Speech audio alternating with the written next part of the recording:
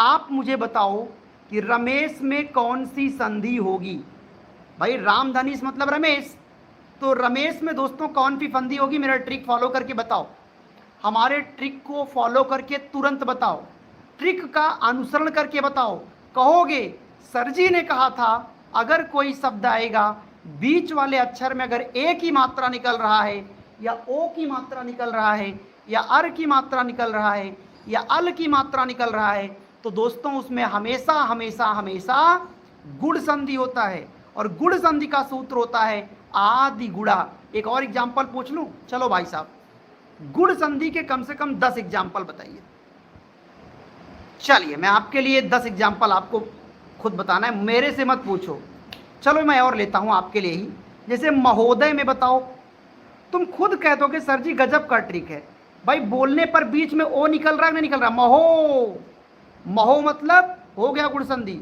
इसके अलावा ज्ञानो, ज्ञानोपदेश, ज्ञानोपदेश, ज्ञानो, तो ज्ञानो मतलब ओ मतलब गुण संधि, हो जाएगा नहीं हो जाएगा। अच्छा एक और बताओ आप लोग दोस्तों, देवर्षि में कौन सा होगा, देवर्षि में कौन सी संधि होगी। इसका भी ट्रिक मैंने बताया था कि अगर किसी शब्द के बीच वाले अक्षर में बोलने पर ए निकले, ओ निकले, अर निकले, अल निकले, तो अर निकल रहा है ना तो गुणे संधि होगा। देवर्षि, महर्षि, जलोर्मी, ये सब दोस्तों गुण संधि के उदाहरण हैं।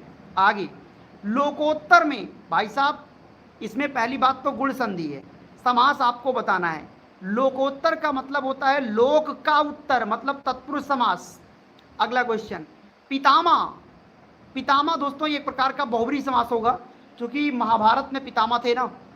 आगे चलते हैं दोस्तों, ग्रामे वसति में ग्रामे में कौन सा कारक होगा।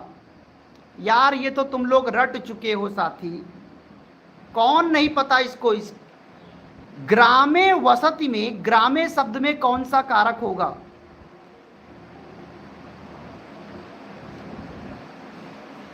देखो ग्रामे का मतलब क्या होता है, गांव में, तो दिमाग लगाओगे तभी तो काम बनेगा साथी।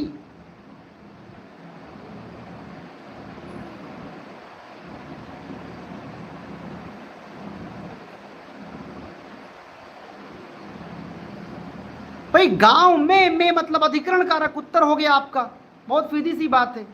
भाई ग्रामे मतलब गांव में, वफति मतलब रहता है, तो में शब्द है मतलब अधिकरण कारक, काम खत्म। रामेण पत्रम लिखते, अभी मैंने बोला था अगर एण एण निकले, अगर किसी शब्द के लास्ट में बोलने पर एण निकले तो भैया कर्ण कारक तृतीया विभक्ति, आय निकले तो चतुर्थी विभक्ति संप्रदान कारक, आत निकले तो भैया पंचमी विभक्ति अपादान कारक। समझ गए, ये कुछ आसान तरीके हैं जिससे आप जल्दी से प्रश्नों का उत्तर साथियों कर सकते हो। ठीक है, ये कुछ मैं आपको बहुत बेसिक बातें बता रहा हूँ साथियों। अगर आपको हमारा सेशन पसंद आ रहा हो तो प्लीज़ वीडियो को लाइक ज़रूर करें। लगभग क्लास के आधे घंटे बीत गए, मैं कहता कुछ नहीं हूँ, लेकिन वो कहावत है ना कि बिन मांगे मोती मिले और मांगे मिले ना भीख, वही कहावत है कि आप लोग बिना कहे सब्सक्राइब कर लो, ये संभव नहीं है, बिना कहे लाइक कर दो, ये संभव नहीं है। मैं कहता हूँ संस्कृत के लिए तुम 10-10 घंटे की क्लास देख लो, मेरी 1 घंटे की क्लास भारी पड़ जाएगी। ये अपनी आत्मा से पूछोगे तो आपको पता चल जाएगा कि मेरी संस्कृत और औरों की संस्कृत में क्या फ़र्क है। आगे, और जिन लोगों को लाइक शेयर या सब्सक्राइब से तकलीफ होता है वो जा सकते हैं, क्योंकि आपका रिजल्ट तो वैसे भी नहीं होने वाला है। क्योंकि आप जैसे हरामी आदमी, मैं आपको यही कहूँगा, आप जैसे दुष्ट आदमी जिसको लाइक शब्द बोलने पर तकलीफ हो जा रही है, ये ज़्यादा लोग नहीं है, मुश्किल से ये जो 2-4 लोग होते हैं बहुत जलनशील होते हैं, इनको हर चीज़ हराम का खाना पसंद है, सब कुछ फ्री कर दो इनके लिए, समझते नहीं बात को। दोस्तों त्वा शब्द है, त्वा किस प्रकार का प्रत्यय है दोस्तों बताइए।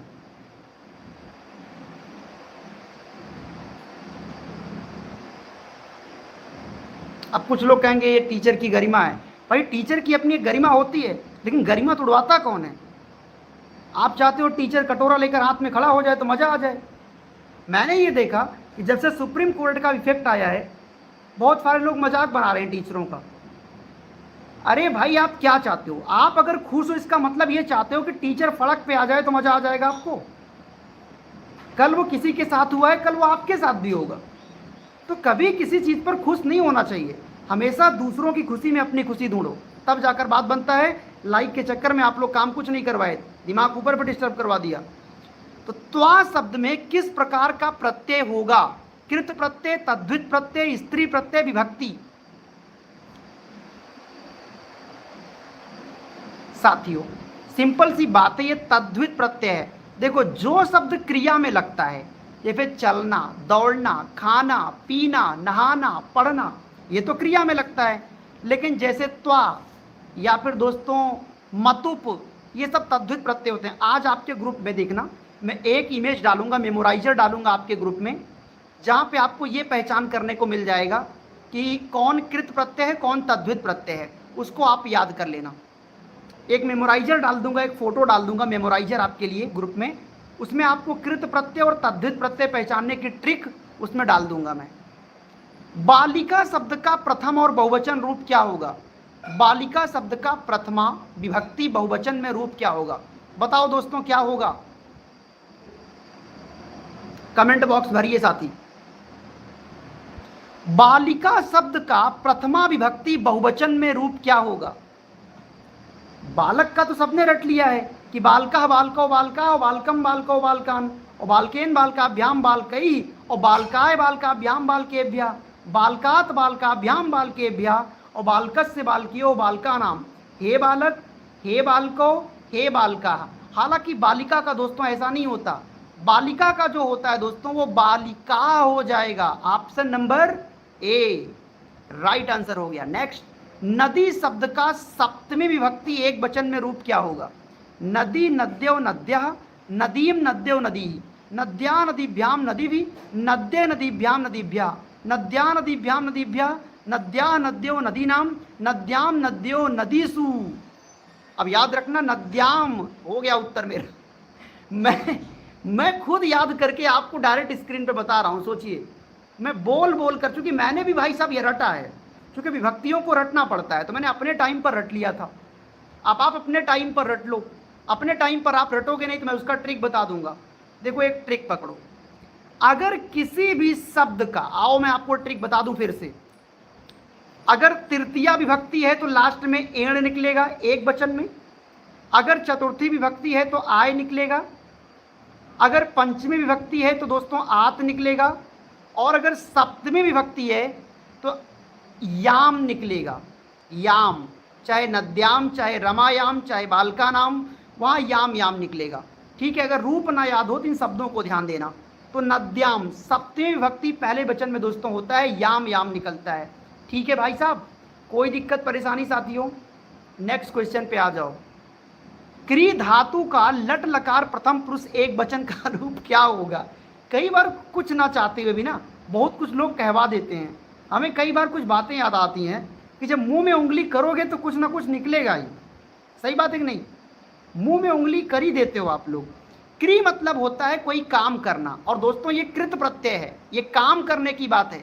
और क्री धातु का लट लकार प्रथम पुरुष एक वचन में रूप क्या होगा? अब ये रटने का विषय है। अब क्री धातु तो कोई नहीं रटता है, इसको आपको ध्यान रखना है कि कैसे कौन सा पूछेगा, तो मेन वाला है, हम बता देते हैं क्या होगा। पहले सोच लो एक बार आप लोग भाई साहब।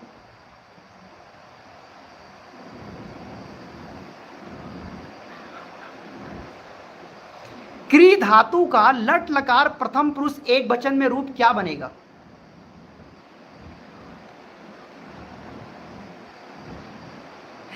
साथियों आराम से करो भाई साहब, कैसे उत्तर कर रहे हो, मतलब नरक कर दिए हो।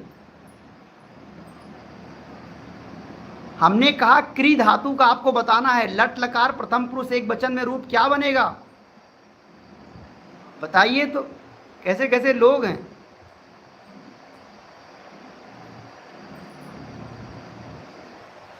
करोति कुरुतः कुर्वन्ति, करोति कुरुतः कुर्वन्ति, राइट आंसर होगा ऑप्शन नंबर ए।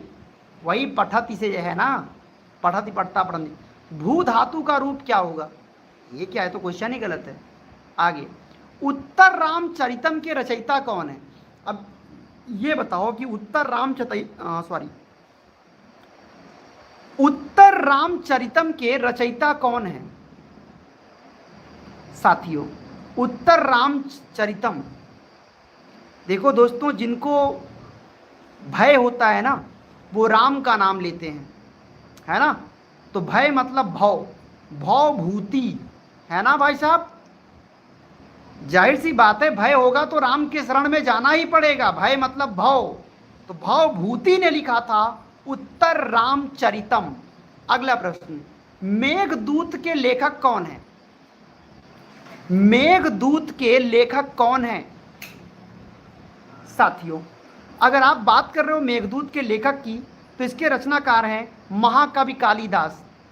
देखो, मेघ भी काला होता है, कालिदास भी काले हैं, बस ऐसे दिमाग में याद कर लो, काम बन जाएगा। गुरुजी बोले थे मेघ मतलब बादल, बादल काले होते हैं, और कालिदास भी काला हो गया, मतलब ऑप्शन नंबर ए। अच्छा, बाणभट्ट की एक रचना है कादम्बरी। कादम्बरी दोस्तों भूलिएगा नहीं भैया, बहुत इंपॉर्टेंट है। अगला, रमा। देखो भाई बताओ, रमेश में कौन सी संधि होगी? बताओ जल्दी से। मैं बता देता हूं, रमेश तो हो गया, आप मुझे बताओ रमेश में कौन सी संधि होगी, तब जाकर पता चलेगा कि आप लोग अब संधि को एकदम तोड़ कर बहा देंगे। बताओ भैया जल्दी से बताओ साथी, रमेश में कौन सी संधि होगी? अरे भर दो गुरु, रमे, ए निकल रहा है ना, ए निकल रहा है, नहीं निकल रहा है, तुरंत ही उत्तर हो गया गुण संधि। अगर ए, देखो बीच वाले अक्षरों आप देखा करो, ये जो बीच वाला है, अरे यार कलर दूसरा, लाल वाला कलर कहाँ गया? हटाओ इसको, ये है लाल कलर। ये जो बीच वाला अक्षरवा देख रहे हो, अगर इसके ऊपर ए की मात्रा निकले, या ओ की मात्रा निकले, या अर की मात्रा निकले, या अल की मात्रा निकले, तुरंत ही समझ जाना कि ये साथी गुण संधि होगा, है कि नहीं। आगे, नरसिंहा में समास कौन सा होगा? नरसिंहा, क्या बात है साथी, गजब का प्रश्न है, गलत होना तय है, हम जानते हैं नहीं होगा ये। नरसिंहा में कौन सा समास होगा? साथियों, इसमें होगा, सबको पता है, कर्मधारय। क्योंकि साथियों नरसिंहा का मतलब होता है, नर मतलब मनुष्य, सिंह मतलब शेर। यहां पे नर की तुलना शेर से की जा रही है। आगे बढ़ते हैं साथियों, गुरुवे नमः। हमने कहा नमस्कार वही लोग करते हैं जो चतुर होते हैं, और चतुर मतलब चतुर्थी, मतलब संप्रदान कारक, हो गया उत्तर। नमः स्वास्ति स्वाहा स्वधा अलम वसटखा। मैंने कहा था अगर किसी वाक्य में नमः लिखा हो, स्वाहा लिखा हो, तो मैंने कहा कि देखो भैया नमस्कार और स्वाहा वो चतुर लोग करवाते हैं।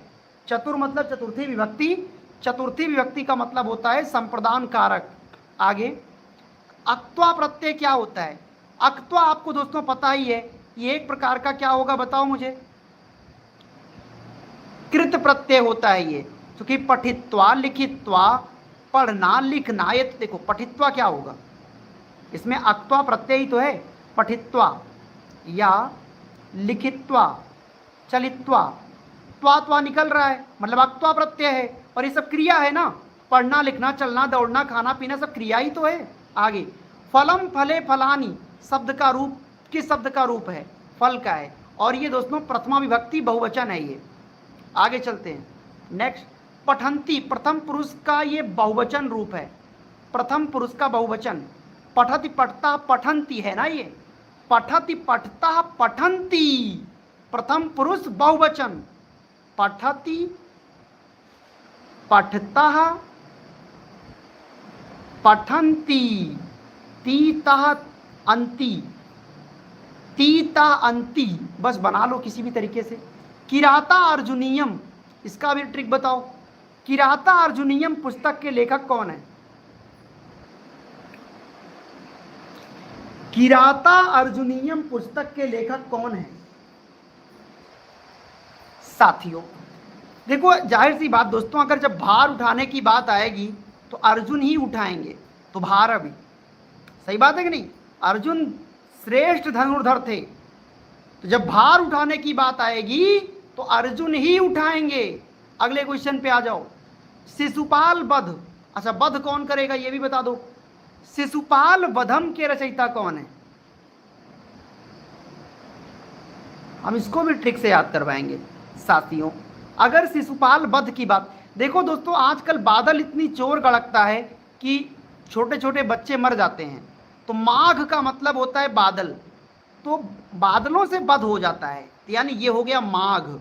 शिशुपाल वधम के रचयिता कौन हो गए? माघ। अगला प्रश्न साथी नेक्स्ट, इति धन आदि बराबर इत्यादि, यानी ये शब्द तो इत्यादि है और इत्यादि का मतलब बीच में या शब्द आया है, मतलब ये यड़ संधि है। बहुत क्लियर है कि दोस्तों ये यड़ संधि है, तुरंत तोड़ लिया करो ना। इति धन आदि बराबर इत्यादि, अगर बीच में या आए, वाय, राय या लाए, किसी भी शब्द के बीच में या व राला कुछ भी आए तो यड़ संधि ही होगा। आगे साथियों, चक्रपाणी में कौन सा समास होगा? ये आप करोगे, ये आप ही करोगे, इसको मुझसे मत करवाइए। कुछ चीजें आप भी करोगे, सब हम ही करेंगे। क्यों भाई? शशिलता, पारितोष महातो, राजकुमार, हूर से बढ़कर नूर तक बहुत सारे लोग क्लास में हैं। देवेंद्र नाथ पांडे, प्रीति यादव, केपी सिंह, उमेश, कृष्णा, गौतिका, फातिमा, अंजलि, अरविंद, रजनी, शशिलता, कृष्णा, इंदु और प्यारे भाई, चक्रपाणी बताना है यार। तुम लोग क्या बता रहे हो? चक्रम पाणो यस्य सः, यानी चक्र है हाथ में जिसके, अर्थात दोस्तों ये भगवान विष्णु की बात हो रही है। मतलब साथी यहाँ पे सवाल है आपके बहुब्री समास की, यानी ऑप्शन नंबर जो ए है वो बिल्कुल सही उत्तर होगा। चक्रम पाणो यस्य सः, चक्र है हाथ में जिसके, अर्थात भगवान विष्णु की बात दोस्तों यहाँ पे हो रही है। अगले प्रश्न पे आ जाओ, मित्रेण सह गच्छति। देखो मित्रेण आया है, हम तब भी कर सकते हैं कर्ण कारक। सह शब्द आया है, देखो जब भी किसी वाक्य में कहीं भी सह लिखा हो, साकम लिखा हो, सार्धम लिखा हो, सह साकम समम सार्धम, ये सब तृतीया विभक्ति कर्ण कारक का एक फार्मूला है जो आपको दिमाग में फिट कर लेना है। वैसे भी आपको आ गया होगा, मैंने कहा था अगर एड़ एड़ निकले तो तृतीया विभक्ति कर्ण कारक ही होगा, सीधी सी बात है। और अगर इससे नहीं आता तो आप वो तरीका यूज कर लो, सह साकम समम सार्धम, अगर वो कर लो वो भी सही है। आगे, मतुप किस प्रकार का प्रत्यय? यार मतुप जो है तद्भुत प्रत्यय है, जो कि क्रिया में नहीं लगता। ये देखो वान वती वत, ये दो शब्द मैंने आपको बताया था, वान वती और वत। अगर ये क्रिया में लगेगा तो अक तो वतु प्रत्यय होगा, जैसे पठितवान, लिखितवान, लिखितवती। लेकिन अगर यही वानवती किसी क्रिया से भिन्न पद में लग जाए, जैसे बलवान, धनवान, वीरवान, वीरवती, तो दोस्तों जाहिर सी बात है फिर वो मतुप प्रत्यय होगा, जो क्रिया से भिन्न पद है। थोड़ा सा कठिन लग रहा होगा साथियों, लेकिन आप 2-3 बार रिपीट करोगे चीजें बन जाएंगी, बहुत आसानी से बन जाएंगी। और इसके लिए ज्यादा प्रैक्टिस की जरूरत है, एक बार पढ़ो तुरंत प्रैक्टिस कर लो तो वो ज्यादा आपको फायदा करेगा। अहम गच्छामि में धातु रूप किस पुरुष का होगा? अहम गच्छामि, तो सबको पता है दोस्तों ये अहम शब्द आया है ना, और जो अहम शब्द आता है वो उत्तम पुरुष में आता है। प्रथम पुरुष में सह आता है, सह तौ ते। मध्यम पुरुष में आता है त्वम, युवाम और दोस्तों यूयम। और उत्तम पुरुष में क्या आता है? अहम आवाम वयम, अहम आवाम वयम। याद रखना, सह तौ ते अगर आता है तो प्रथम पुरुष, त्वम युवाम यूयम आता है तो मध्यम पुरुष, अहम आवाम वयम आता है तो उत्तम पुरुष। थोड़ा सा डिटेलिंग करना, इतना भी कठिन नहीं है, थोड़ा सा दिमाग पे जोर दोगे तो बात बन जाना तय है। साथियों अगले प्रश्न की तरफ चलेंगे। रघुवंश महाकाव्य के रचयिता कौन है? रघुवंश महाकाव्य की कहानी आपको हम अगले वीडियो में बताएंगे। बताओ दोस्तों इसके रचयिता कौन है? फास्टली उत्तर करेंगे आप लोग। रघुवंश महाकाव्य के रचयिता कौन है साथियों? ठीक है, रघुवंश महाकाव्य के रचयिता थे। हमने क्या कहा सर? कालिदास। जाहिर सी बात है ना, वंश को चलाना एक दास्ता है, एक गुलामी है। बस दिमाग में ट्रिक डालो, दास मतलब कालिदास, हो गया। तो साथियों ये रहा आपका आज का सेशन। उम्मीद करता हूं कि आपको हमारी ये क्लास बेहद पसंद आई होगी। फिर भी कोई डाउट है, किंतु है, तो आप कमेंट करके पूछ सकते हैं। बाकी आपके लिए आवश्यक सूचना उन दोस्तों के लिए जिनका टीईटी अभी तक आपने कोई तैयारी नहीं की है या पढ़ा आप बहुत हैं लेकिन समझ नहीं आ रहा है कि गुरुदेव काम होगा कि नहीं होगा, मतलब स्पष्ट है कि अगर पहली बार में पास करना है तो कुछ गलतियों से बचना पड़ेगा। जैसे गलती नंबर 1, कोई भी बैच मत खरीदना जहां पे 5 घंटे 7 घंटे डेली क्लास करना पड़े, तो ये काम मत करना। 5 घंटे डेली क्लास करोगे तो खुद कब पढ़ोगे। गलती नंबर 2, किताबों के पीछे मत भागना। किताबों में इतने पन्ने होंगे कि परेशान हो जाओगे, क्या पढ़ें और क्या छोड़ें। सीधी सी बात है, यूपी टेट का पैटर्न पकड़ो 2011 से लेकर 22 तक का, वो 90% टॉपिक कौन सा है जहां से पेपर में बार बार प्रश्न उठ रहा है। अगर वो टॉपिक आप कवर कर लोगे तो भाई साहब आराम से आप 110 115 की राह को तय कर ले जाओगे। इसीलिए आपकी समस्या का समाधान करने के लिए हम आपको दे रहे हैं ये 200 पेज का एक प्रीमियम नोट्स है, जिसके अंदर साथियों पूरा सिलेबस कवर किया गया है। अगर आप इसे 1-1.5 घंटे रोज समय देंगे, लग कर अगर आप समय दे देंगे तो 15 से 20 दिन में पूरा कवर हो जाएगा। इसे पढ़ने के बाद ना किताब, ना वीडियो, ना बैच, कोई ज़रूरत नहीं, क्योंकि इसमें हर सब्जेक्ट पूरा कवर है इसी के अंदर में। आपको कैसे मिलेगा?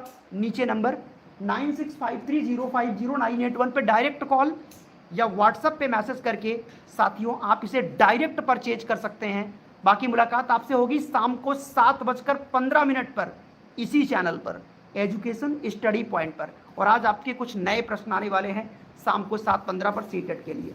धन्यवाद, थैंक यू सो मच।